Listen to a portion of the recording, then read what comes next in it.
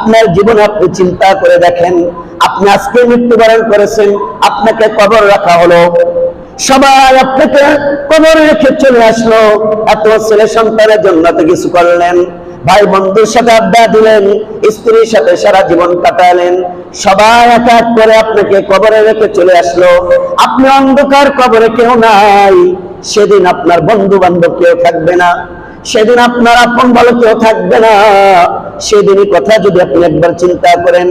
কিন্তু আজকে আমরা বাস্তব জীবনে এটাই দেখি যে কবরে যতই কত মানুষ রেখে আসে, কিন্তু আমাদের অন্তরের ভিতরে একটু ভয় ভীতি হয় না। কবরে আল্লাহ পাক রব্বুল আলামিন কি আযাব দিবে, সে আযাবের কথা আমরা ভুলে যাই।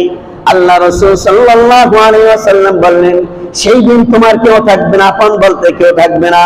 তুমি দুনিয়াতে যতই কত না কিছু ছিল তোমার, কেউ তোমার আপন বলতে থাকবে না। সেদিন তোমার সওয়াল জবাব তোমার দিতে হবে। ফেরেশতারা যখন